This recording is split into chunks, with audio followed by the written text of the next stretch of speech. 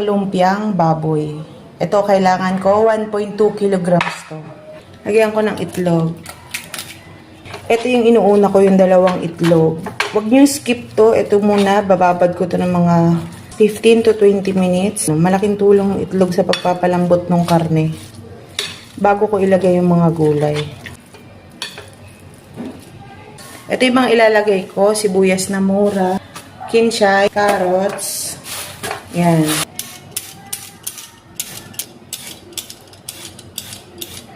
Tatlong sibuyas at 2 buong ulo ng bawang. Unahin ko na tong carrots. Maganda tong meat grinder na gamit ko. Glass po yan. Makapal. Konka. Matagal ko nang gamit to. Sa mga gusto ring umorder nito, ilalagay ko na lang sa comment section.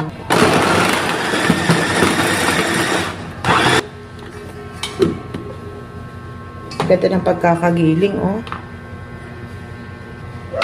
Ganda. Next ko na tong bawang sibuyas. Tsaka maglagay na rin ako ng dahon ng sibuyas at kinshay.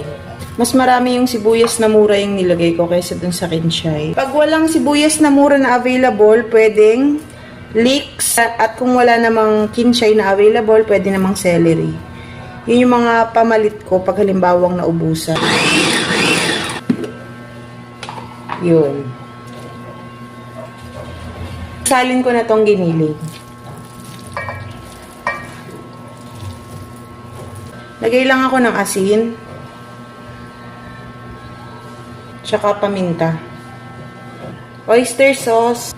Kung meron kayong liquid seasoning, maglagay rin kayo. Yan, konti lang. Tsaka seasoning granules. Titikman ko muna to bago ko balutin. Ito na lang pala yung cornstarch ko.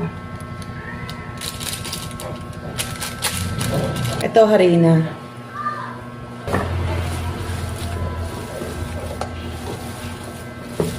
Gadgad pa ako ng cheese dito. Sarap to may cheese. Ayan, ganyan karami. Mas malasa siya eh pag may cheese. Ayan, pwede nang balutin yung ganito. Mantika.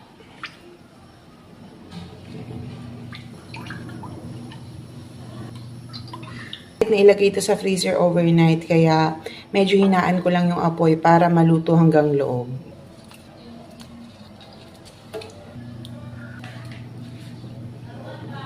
Hindi ko nilalakasan yung apoy kasi mahirap na masunog yung labas tapos hilaw pa yung loob.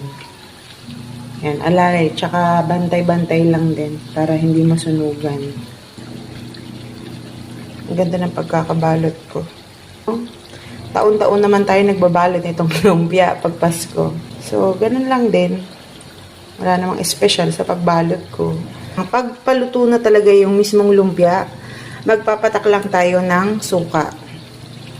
Yan, kahit yan, kalahati lang. Para mas tumagal yung pagiging crispy ng lumpia.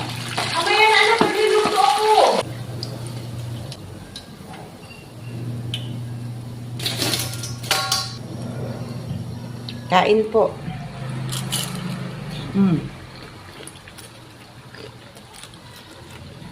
Sarap.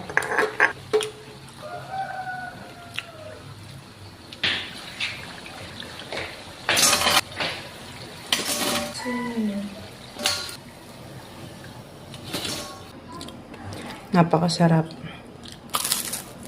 Sobrang sarap.